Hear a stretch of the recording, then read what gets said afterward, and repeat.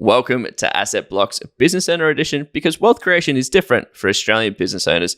Today, we are with one of our sponsors, Goose McGrath, who is our portfolio partner. And today, we're going to be talking about, as a business owner, is a property investment right for you? But before we get started, let's cue the disclaimer. Charley here from Asset Blocks, and I need to let you know that this is a disclaimer. Grant, myself, and the Asset Blocks team are in no way, shape, or form qualified to give you personalized financial or investment advice. We're merely sharing our own experiences and opinions, but you should absolutely seek the help of professionals before acting on anything you hear in this podcast or on our brand. Now, this episode is important because just like in our business, we need to evaluate an opportunity before we move forwards with it. Just because someone has shared a good opportunity doesn't mean it's right for you specifically. You need to know if it will work. And that requires self-reflection, talking to other people who have done it before, understanding your own personal biases, etc. Well, it's the exact same when investing in property. You need to know if it's right for you. So if you're an Australian business owner who might be looking to start investing in property, or you've already got some assets and looking to see if property would be beneficial, then this episode is perfect for you. And if you do want access to any of the checklists, calculators, templates, etc. that Charley and I use in our wealth creation journey, head over to assetblocks.com.au, click free resources, and go and download whatever you would like. And if you do enjoy the show, be sure to hit subscribe and share it with anybody else that you think it might help. Now, without further ado, let's get into the episode.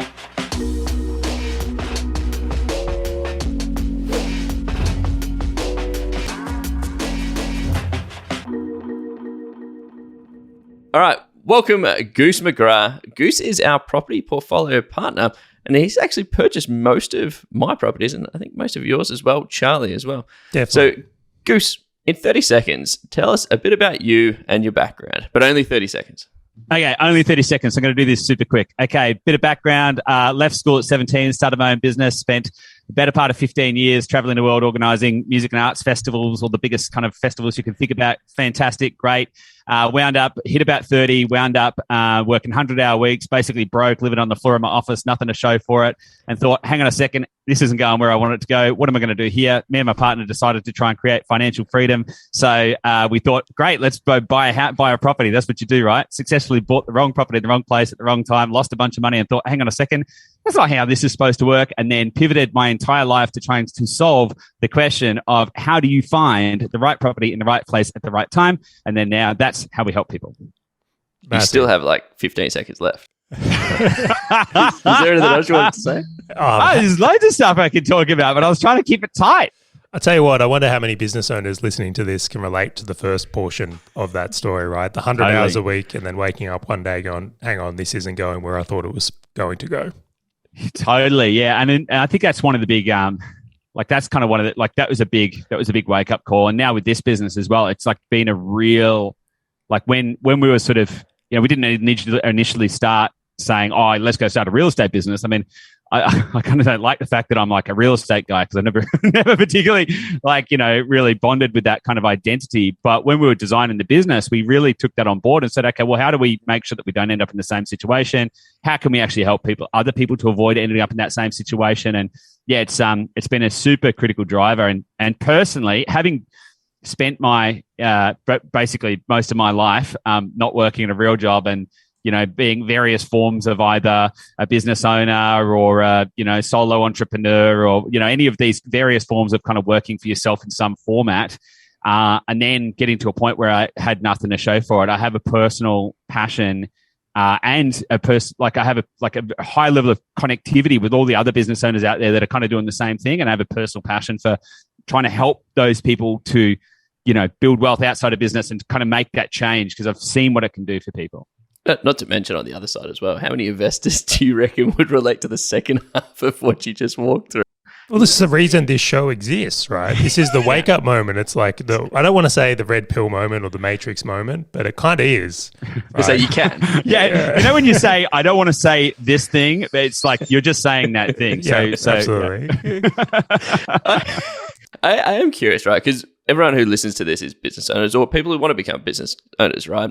And so it's one thing for us just to get someone on and go, great, like, how does this work, etc. I'm curious, from your clients that you work with, like, what percentage of them are business owners compared to I'll use the word like non-business owners, because I know you say like PAYG people.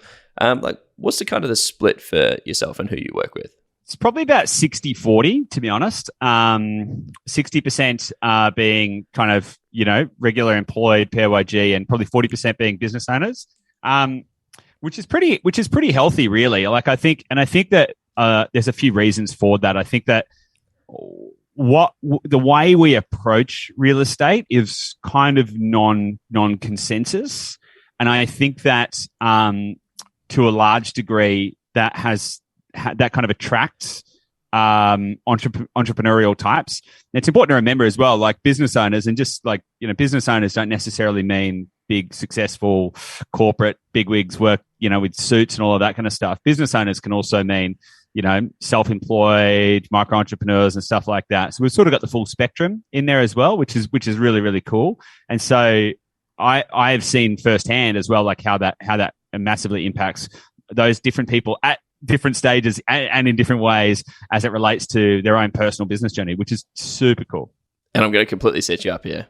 So I'm curious, who is buying more properties between non-business owners versus the business owners from what you've seen?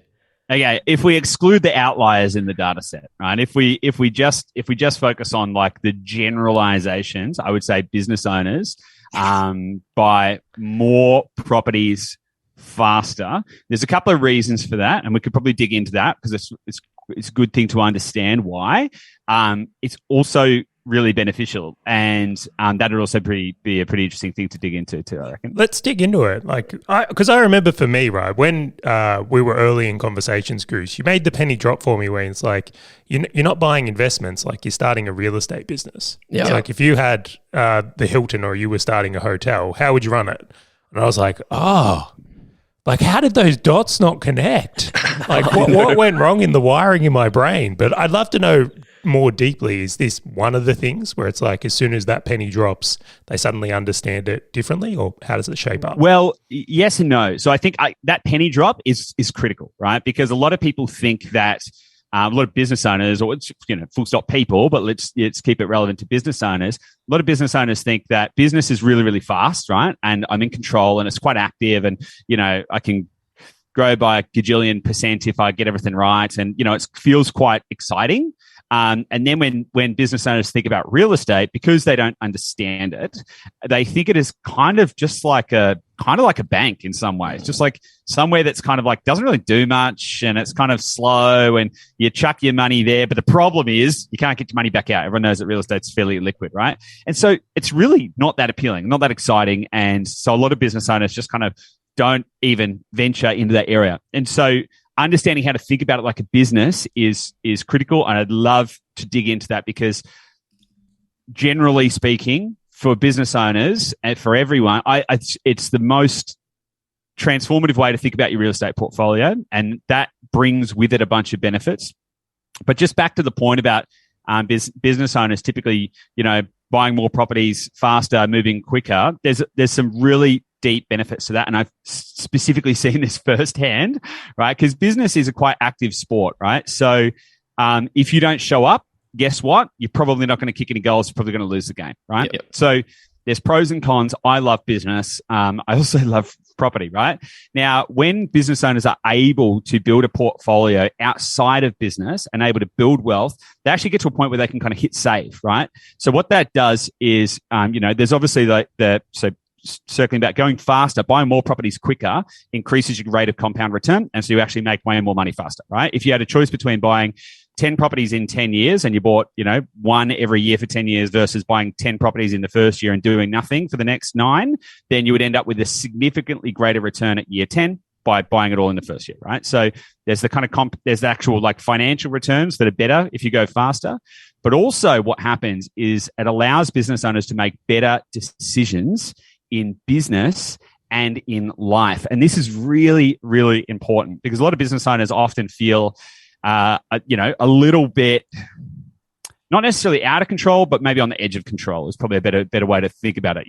Like a lot of business owners are pretty confident and all of that kind of stuff, but there's always that kind of like, there's always that kind of element that things could go wrong anytime soon. So if you can get yourself to a point where you can basically hit save, like you've kind of like hit that personal wealth, benchmark. And I know exactly. You've been there. You've experienced this, right? You are describing me. Like literally, like I don't think I've spoken to Grant about this. Like this podcast wouldn't exist if it wasn't for getting to that save point. Like, and I've intentionally gone, you know what? I'm not working with that client anymore. Like just not doing it. Yep. And it's like, I don't care. Like, and I know that sounds horrible to say I do care, but it's like in that circumstance that it was, I'm unwilling to continue going through this pain is for a short-term cash grab or anything like that.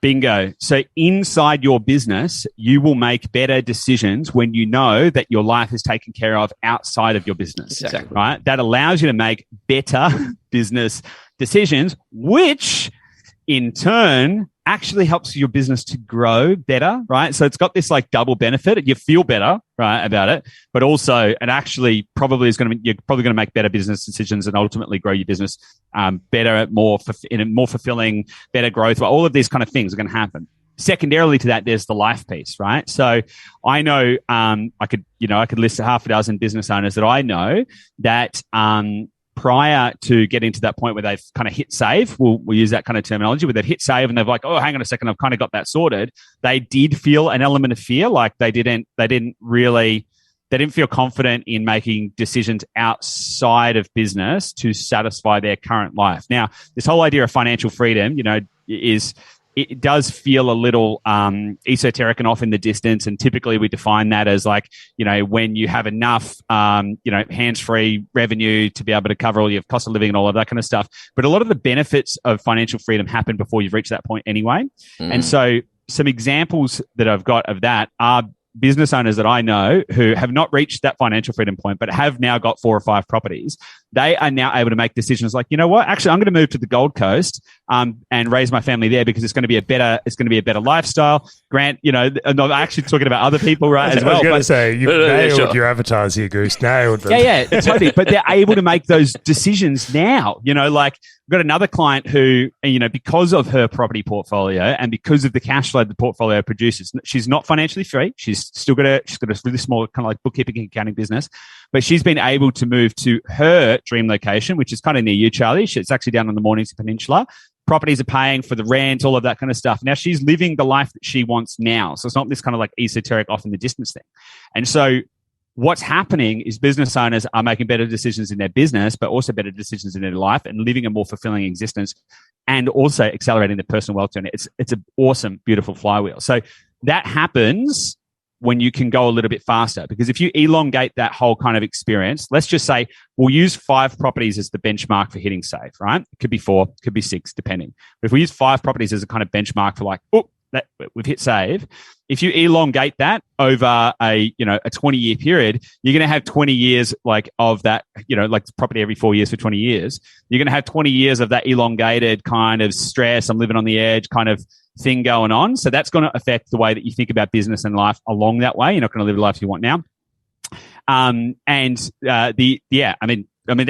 waffled on for a little bit there, but it's huge. Important points, really important points. I think we can get stuck tactically all the time in like this is the amount or this is the thing, but it's like we forget the why or what's past it. Like, why would you do it at all? And that they're the reasons, like they're the real reasons. And I completely agree, because one of the things outside of, I call it banking, I know that you guys have just referred to it as saving, that I've seen with a lot of people that I've spoken to, and Goose, you can sort of share if you've seen the same when you're talking to business owners, was having a direction. So I've spoken to people, and I know, Charley, you have as well, who were in the running their business day in, day out, and they were taking it out, and they were sort of living their day life, right? But then when they had like this goal of going, okay, great, now I'm going to focus in on wealth, and if their mechanism is through property, it almost like rejuvenates them.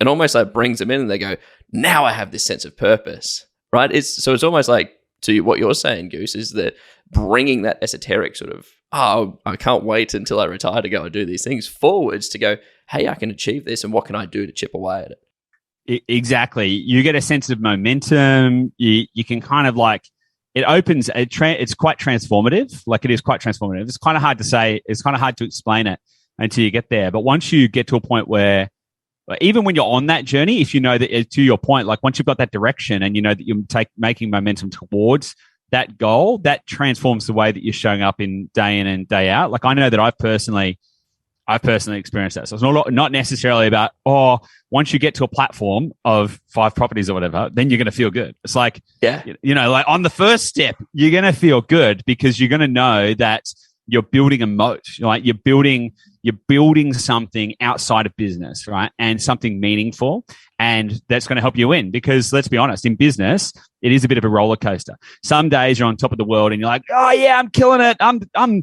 This is the best thing ever. Woo, I'm on a rocket ship to the moon. And other days you're like, oh my God, I feel scared. I feel out of control. What the hell is going on? This isn't working, right? And so having something that sits in the background, almost like the antithesis in a sense of the roller coaster, in the fact that it kind of like just continuously chug, moves you in the right direction. You at least know that is winning for you. And it's kind of like it can pull you forward, right? Yeah. The important thing to remember here, though, is that 90% of property investors, not just business owners, 90% of property investors only ever get to 2 properties, right? Or never get past 2 properties. So 75% never even get past 1. So most people don't get to experience that continuous sense of momentum because you do want to have continuous sense of momentum as well. Not just like I bought a house and that's cool, like it's good, but it's not going to give you that ongoing fulfillment as you go. So understanding how to break through that is a critical piece as well. Yeah, I am curious. Like I'm just going to throw this one out there, Goose. Like how business owners who are listening to this might not have started investing in any assets, right? And so now that we've kind of spoken about, great, this is why they buy sort of properties and this is the journey that they go on and this is sort of what they give them. I am curious, like imagine someone sitting on the outside saying, I want to get into this investing world. Goose, how do I know that property is right for me? Right? I've never done it before. I might have got one and I might have been burnt in your example, or I might be in crypto doing something beneficial. Like I'm curious, like how do I know that property is right for me? It's a good question, right? So there's some kind of like, we'll call them mechanical features that will allow you to understand if you're able to start doing it, right? Or if it makes sense. So some of the mechanical features are things like, can you borrow, right? And for business owners, if you don't have a couple of years of good financials, you might not be able to, right? If your accountant has optimized for tax too much, you might be showing a loss or very little profit, and you might not be able to borrow money, right? And so you may accidentally be out of the game. What do you mean, Goose? I got a free car from the tax man, right?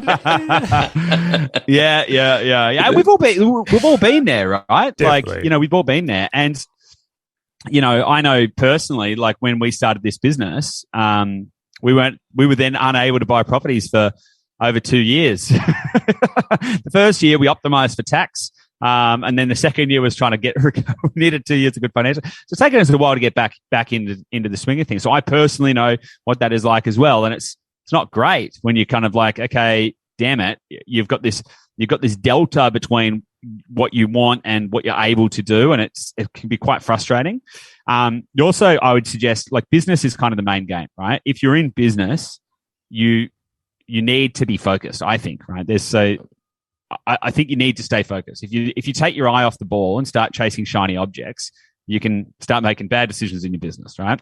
So I would suggest that you need a certain amount of business stability, right? So you can measure that in a variety of different ways, but you would want to feel as though you're on solid footing or solid enough footing that you can start making decisions elsewhere and start maybe taking some capital out of the business or these other kind of things. That only happens when you've reached a certain level of business maturity, which is probably like getting 2 years worth of decent financials. So, it's probably tied together. Yeah, so I just want to wrap that one in, and I want to get a specific around it because we kind of danced around it. But the reality is, what you're referencing there is that if you don't have a couple of years of good financials, profitable financials, that lending's going to be much harder for you, or borrowing from the banks. Which we have made an episode with Aaron, the mortgage broker, to talk about that more in depthly. But then the second point you've made there is around like you've got to be able to contribute capital in some way, shape or form. Can we get specific around that? Like what's a reasonable amount of capital someone would need in both like kind of deposit and then maybe monthly cash flow or quarterly cash flow to be able to play the game? Drum roll. Yeah. So I would suggest that as a minimum for anyone, business owner or non-business owner, as a minimum to make a decent go of it, you probably want $50,000 in surplus cash ready to go, like so for deposits and capital and all that kind of stuff, and a minimum of $200,000 borrowing capacity. Now, note that they are the minimum, not the optimal, right? So optimal is going to vary depending on the strategy and what your actual kind of situation is and all of that kind of stuff. But barring that, like if you've got sort of $75,000 to $100,000, that's probably a more comfortable kind of like starting point for most business owners. You want to make sure that you're not scraping too close to the bone if you are taking capital out of the business, right? It's really, really important. And in terms of surplus cash flow, now here is actually where there's a big difference between business owners and non-business owners, right? Because the average savings rate for a PAYG employee is about $1,500 a month, right? Now, what typically I see with business owners is they're able to generate around about $5,000 a month in surplus cash flow. Or let me kind of put that in a different way. That's a good point to be thinking about it for a business owner, right? Because you do want to make sure that you're contributing in your business to making sure that you're continuously, you have retained profits in the business so you can reinvest and build more buffers and do all of that kind of stuff. And so where some business owners can go wrong is they go, oh, property, yeah, great. And then they start trying to take everything off the table too quickly and they sacrifice the business as well. So kind of thinking about that and circling it back to get some granularity, as you said, Charlie, I would suggest, look, $3,000 to $7,000 a month in cash flow that you can cash that you can take off the table, right, without sacrificing your business per month is a good point. So we'll call that kind of $5,000 as a kind of like midpoint, and you sort of want at least $50,000 in order to be able to get started. But obviously more is better. More is not better because you get to buy bigger houses or anything like that. More is better because you have more options. Now, just to be super, super clear, if you start with $50,000 and $200,000 in borrowing capacity, that doesn't mean that you're going to be buying worse investment properties, right? It just means that you're going to have less choice, and that choice is going to be limited by what you can actually buy. So it's not a question about necessarily if I have more money, I'm going to get greater returns because I can buy bigger houses or anything. It doesn't work like that.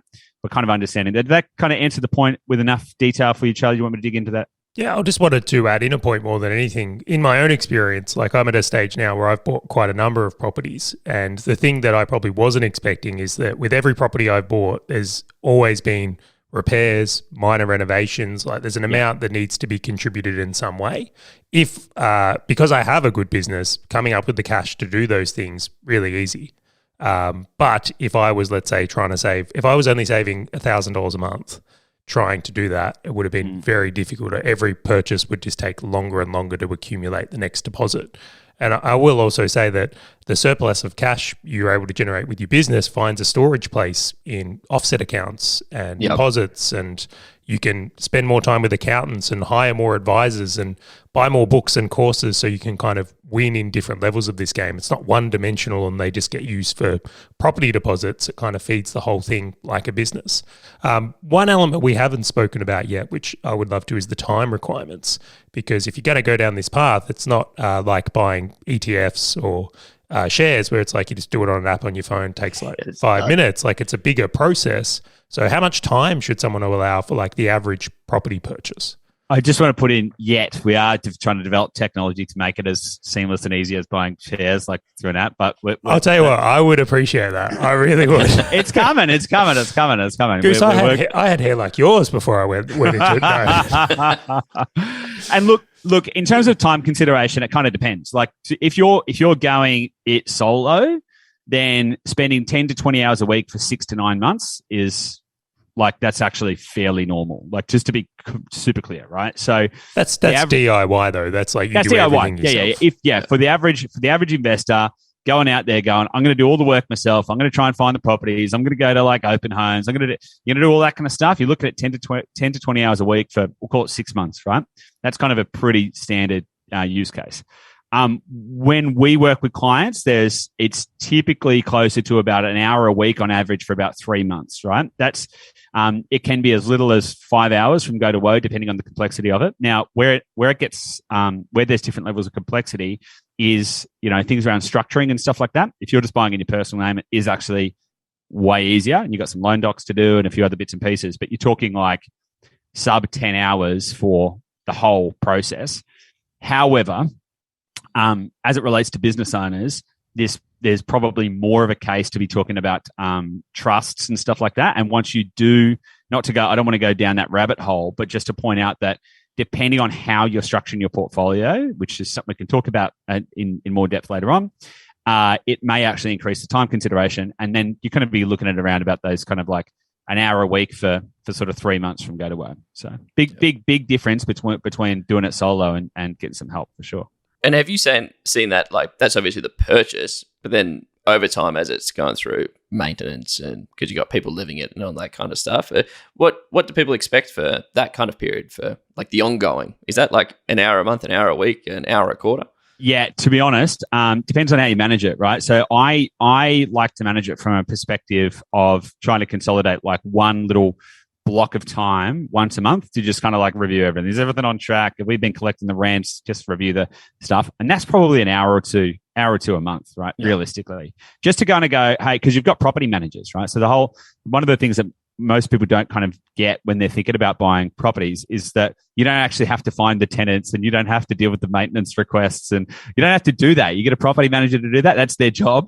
Then you just have the property manager working for you and kind of circling back all the way to the start when we started talking about, think about your real estate portfolio as a business. It's the same, right? It is literally the same. And so as you buy these assets which produce income, you could replace real estate with any other product. It could be an info product or, whatever. There's something, right? Something that's generating revenue, right? Which is what your asset is. It's also growing in value, which is great. Then you've got employees technically or sort of, in the same kind of mindset context, which are your property managers. They're the ones that deal with the tenants. They're the ones that make sure that they're looking after the property. So getting the right team members in your business is critically important. Getting the right property manager is also critically important because if you've got someone who's not doing their job, it's probably going to cause problems, just like in business.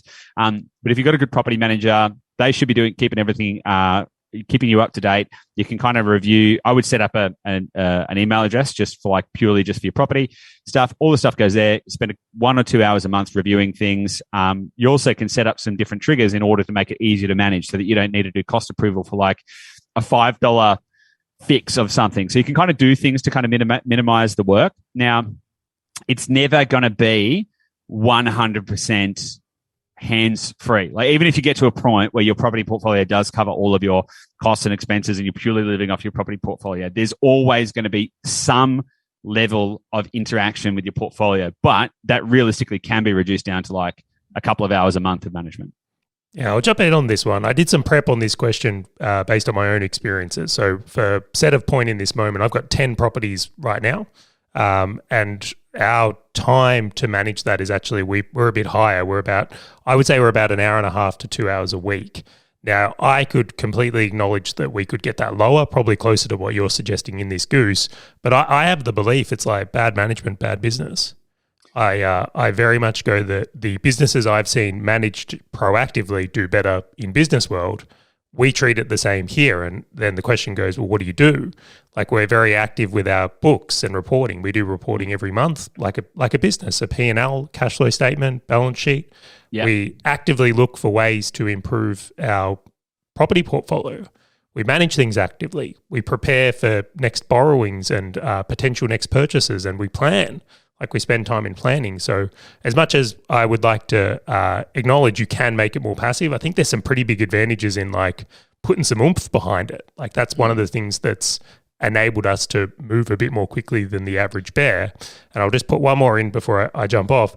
Every purchase, I did an average. It's about 20 hours we end up putting in to like if we're going to buy a house through the working with you guys or doing borrowing or structures or anything on that side of things. So that's kind of what's in the trenches in my world, what I see on day-to-day, week-to-week stuff. Yeah, so I think there's a couple of things on that. So number one, you've got a few more properties, right? Which factors in because there's more pieces to manage. So that factors in for sure. The other thing as well, I just want to point out that I think the way that you guys manage your portfolio is really, really good. And it is quite active, but it's also quite rational. Where I see a lot of investors go wrong, and it's actually possibly more with business owners, to be honest, is that they sweat the small stuff too much. And so, they might be getting whatever $1,000 in rent And then as soon as there's a $5 expense come in, they're like, oh my God, that's corroding our profits and whatever. And so they can kind of get way too granular. And yes, you want to make sure that your businesses, which are your properties, are being managed effectively and you're getting the best possible return out of it. But you've also got to make sure that you're not getting too bogged down in the realistically unimpactful details. And I kind of see a lot of people get stuck there, and that creates a lot more work for people. Again, though, if you are interested in accelerating your portfolio and you're active in it and you're like, okay, we want to continue to grow the portfolio and stuff, then having a more diligent focus on it once a month, reconciling accounts, checking your profit and loss, doing all that kind of stuff, and actively thinking about things like, okay, is it time to go again? How long is it going to be? And just keeping track of things. That is smart, right? But there's a difference between that and being neurotic as well. Yes, that's the greatest summary I've ever. But don't you think that kind of comes back to their mindset of how they perceive the investments they're making? Because it was one question that I did have for you around how do you know if investing in property is right for you? Because I found for me personally, the mindset that I had walking into buying property had to be quite different to how I would have approached it in business. Like in business, a lot of business owners, rightly or wrongly, will jump in on the fire, right? They'll jump in on the hand grenade to go, we're going to solve everything. But in property, right? Is there a different mindset that you've had? I know I've had to tweak mine personally because the approach is slightly different, albeit it still is a business. Yeah, it's a really good point. Just thinking about it as you're saying it, I think it's about the speed at which the impacts happen, right? So if you think about just to kind of take a different lens on it, right? If you think about shares, right? If you think about shares, they can be traded really, really fast. You've got all those hedge funds that can do fractional, microsecond. It's like operating at a super high frequency. Real estate kind of operates the same, right? In a sense, you can we're building similar models, basically high frequency trading models, but for real estate, except that the real estate market moves way slower, right? And so what that allows you to do is zoom out a little bit.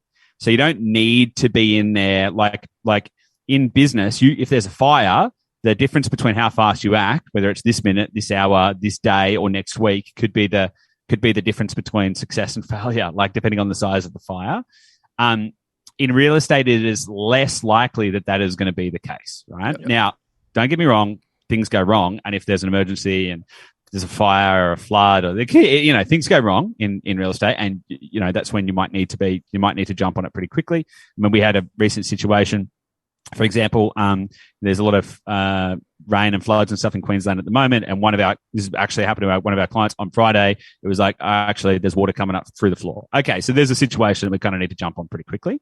But generally speaking, I think it's a case of kind of zooming out a little bit. So the way that I kind of think about it is that it operates on a different time scale, and that allows you to have a more elevated view, so you can be less reactive. And in fact, being reactive in property is probably a really bad thing, and I think that's that can actually send people on the wrong path.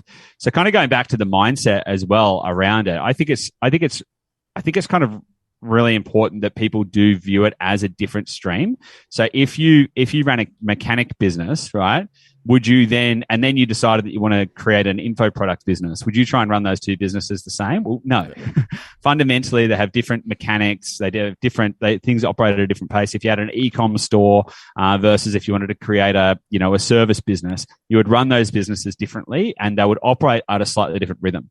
So the mindset around coming into it needs to be that you're not going to be just jumping in trying to the harder you kick and the louder you shout, the more that your property portfolio will grow. It just won't work like that. It doesn't work like that, right? And so I find myself asking all the time. It's so interesting. I would never say this to myself in my, I call it real business, although they're both real businesses, but my day business, what we call it. In property, I'm always asking myself, what will Charley say thank you for in 10 years? Where it's I don't ask myself that question in business just because I'm I don't know if the internet's going to be the same in 10 years. Maybe we're going to be in VR and I need to be completely different. So it's I feel like they're different sports. Yeah. Completely. I look at it more like a chess. Business for me is high risk, high reward. But property is almost like the thing where I'm not allowed to FOMO. There is no ability to go, oh my gosh, let's go and buy another one, because to Goose, to your point, like it's a very methodical, decision-driven approach. And so it's actually a really good sort of segue, because listening to this, okay, great, I get it. It's a completely different game, and it's I've got to factor in cash, mindset, time, and all of those kind of good things. Like, for people listening to this that might not have ever got into property at all, might not have sort of even heard of any of the results that anyone has ever seen, like from a long-term play, like what are some of the results that people, especially business owners, what can they get out of property? It's a good question. And so whenever I'm asked these kind of like general questions about property, there's a bit of a split, because what we do is a little different, right? But if I wanted to talk like super generally, right? Let's just say using 6% annual growth, using a 4% yield, which, without going into the kind of mechanics of what that is, that's a representation of how much revenue you're going to generate on the asset. If you use 80% principal and interest and all of that kind of stuff, that kind of like a real kind of baseline average return over 10 years, if you just put a certain amount of capital into a property and then all of the kind of average stuff happened in a real average sense over an average 10 years, you'd probably generate around about 300% return on invested capital, right? Which is pretty good, right? Now, using that kind of same like average, like, basic bananas type national average returns and stuff, you're probably going to get around sort of a 20% return in the first year, roughly, right? Broadly speaking. And that comes down to a few different things, asset selection and, all of that kind of stuff. Now, the reason I said just a second ago, the reason it's a little bit different for us when I need to answer that question about how we do things, which is again a little different.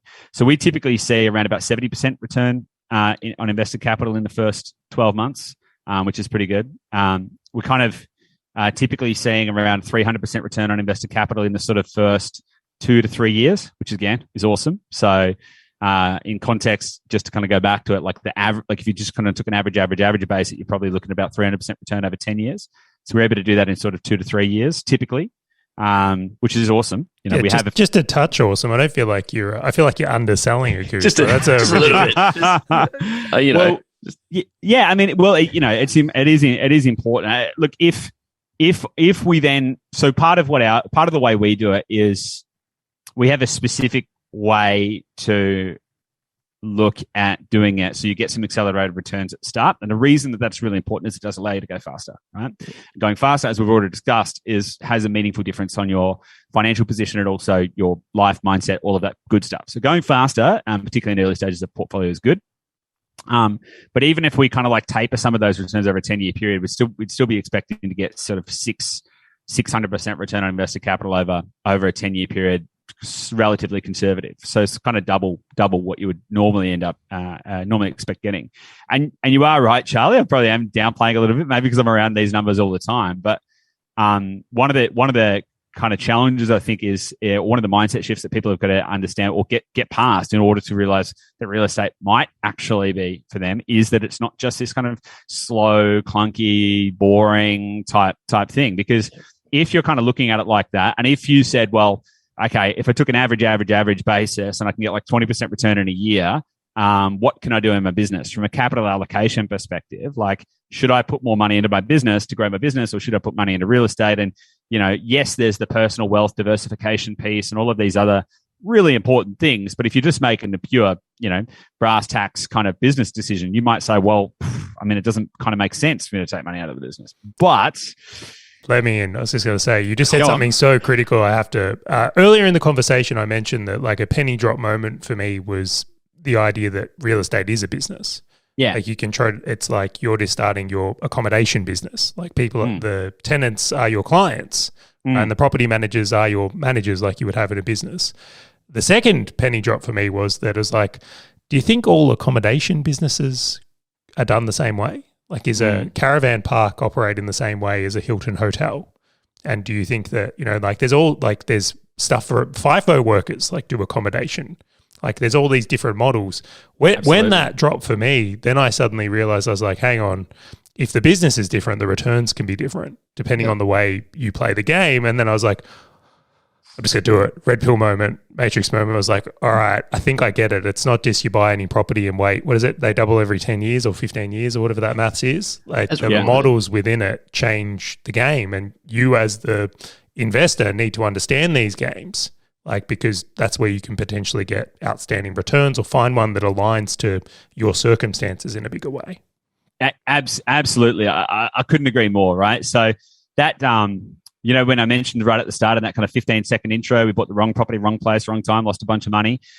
The knowledge that I had going into that was that property doubles every 7 years, right? That's the kind of like often quoted maxim, which is, even if you use the averages of growth, it's still technically wrong because it's closer to like 12 years to double. But it's also not true for every property and all this kind of stuff. But armed with that amount of knowledge, like I literally remember speaking to my business partner at the time, like, so property like doubles every 7 years, right? He's like, yeah. I'm like, oh, you just buy any property. He's like, yeah. I'm like, okay, well, cool. So went and did that and lost a bunch of money, right? So can you imagine someone saying to you, look, businesses have a 20% margin, right?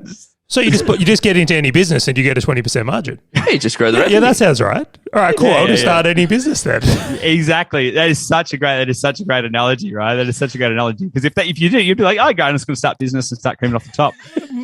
So yeah, it totally doesn't work like that, right? And the way to think about it is absolutely like you said it, right? So the way that I think about real estate, generally speaking, from a mental model, is that there's two components. There's a land component and then there's the business component, right? And the business component that sits on top of the land, and just like, the business, if you bought a patch of dirt and you put a McDonald's on top and it was selling burgers, right? If you put an accommodation solution on top, you're selling accommodation, and the tendency of your clients, you wrap that up perfectly, right? That's how I think about it.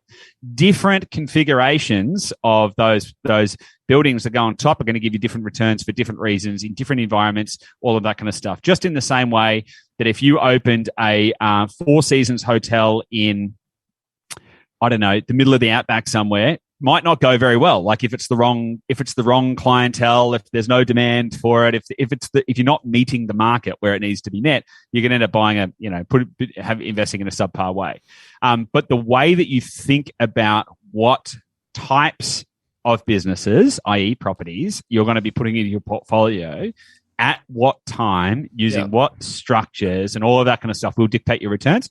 And a lot of people talk about growth, and we in our marketing and stuff, we talk about things like growth, right? Because that is common.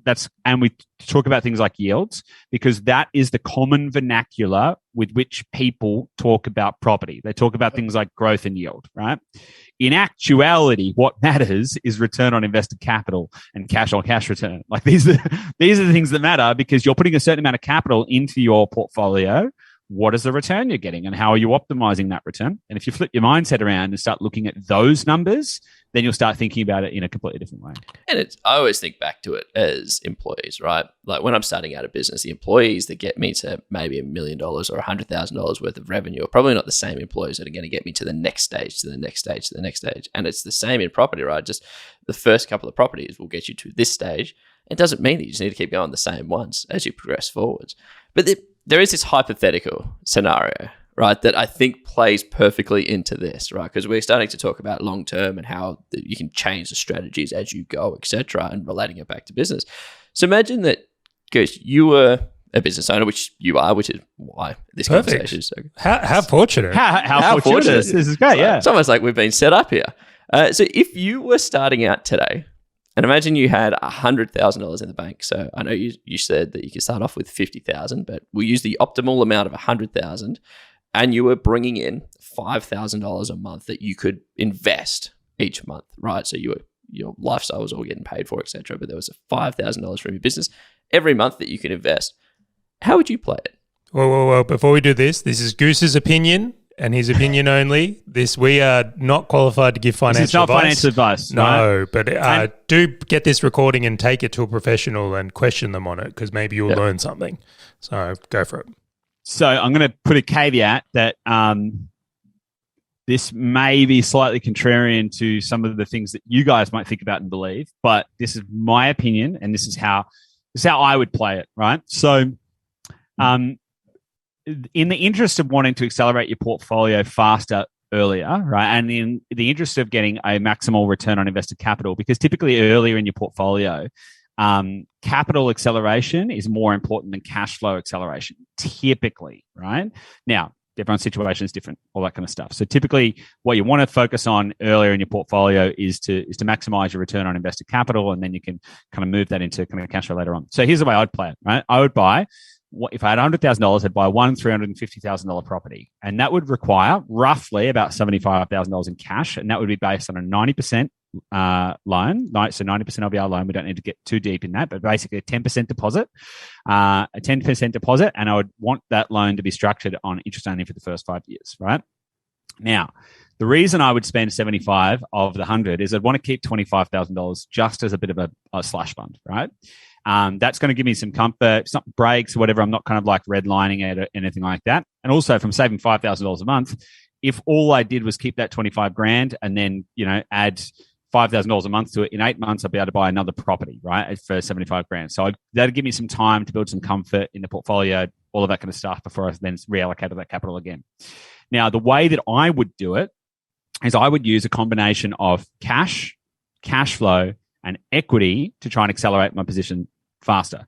And so the way that I'd think about it would be to probably buy 2 properties a year for 3 years to get to 6 properties. At which point I'd want my portfolio to rest, right? Because if you're taking equity out of your portfolio and the properties, it's over the long term, not very healthy to keep doing that. But over the short term, if that's going to help you to move the needle faster, you can kind of do it on a short-term basis. Because to your point earlier, Grant, where you start is not where you end up, right? So long-term strategy, no. Early stage strategy, yeah, it can work depending on your risk profile and all of that kind of stuff. So the way that I would think about it is that I would look to get to sort of 4, 5, 6 properties as soon as I could. Then I would let my portfolio rest, balance out my LVRs and stuff like that, so that I had healthy debt levels, healthy cash flow levels, and all of that kind of stuff. And that would give me a platform to then start making different decisions about where I wanted to go in the future. Now, those different decisions would be based on personal goals and personal objectives and all of that kind of stuff. And once you've kind of got that platform, that foundation, that allows you to then start thinking about, okay, what do I want more of? Do I want to maximize my net worth? Or do I want to maximize my cash flow? Or how do I want to think about this? But there's a couple of reasons as well, just to close that off. A couple of other things to put in there. So diversification is good, right? So yes, there is a benefit to buying more expensive properties because it is more capital efficient. However, I think there's also a benefit to diversification because being able to have multiple properties in multiple locations exposed to different economic drivers and all of that kind of stuff, I think is going to give you a more balanced return over time. And that's kind of more of a portfolio structuring type thing. So what do you think about that? I like it. Well, it wasn't what I expected, I will say. I actually expected you to say something else, but it's fascinating because I like the diversification piece you particularly laid down at the end, and I like the digestible nature of that. Like, that isn't a complex strategy that I don't think anyone could I think anyone could understand. So helpful as well. Yeah. I am curious, Charley, what did you think Goose was going to say? Goose kind of strikes you. It's the mustache, right? It's something about the mustache where it's like he's a high risk guy. He's going mining towns. No. I didn't think that at all. I just felt that actually, it's probably my bias if I'm being honest. Like, I have this thing for me that I look at and go, my business is my capital growth. So my ability to pull capital out of my business is where I want to push into more cash flow heavy assets because I'm not as concerned about capital growth because I generate it every month. So in the example here, I will say I do contribute more than $5,000 a month to my portfolio though. So it's a bit of a different way of thinking for me where that might change it. There's also a different piece there as well around the initial capital allocation, initial starting amount, right? So depending on where you're at, like if you've only got 100 grand, then the presupposition is that you're going to need to accelerate that further and faster, right?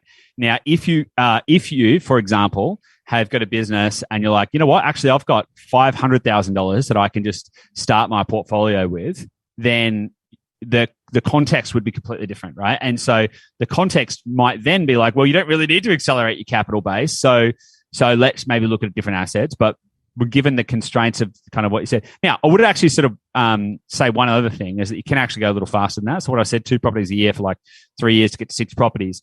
that's like a rocket ship for most people. For most property investors, that is like a rocket ship. In fact, there are a lot of people out there who say you can't do it. And I can tell you for a fact that they are wrong because we do it all the time, right?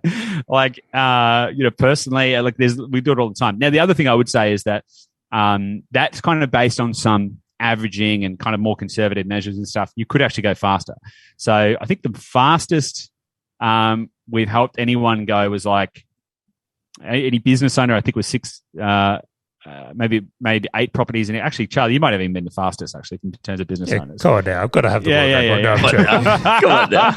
But generally speaking, sort of buying three to 4 properties in a kind of 12 to 16 month period that's not unheard of. But as a general rule of thumb, if you are starting with like a deposit, then you're sort of, and if that's kind of your base, buying 2 properties a year, it's a good target as well, because also from a business owner perspective, you don't necessarily need to, think about how do you redline this kind of thing, right?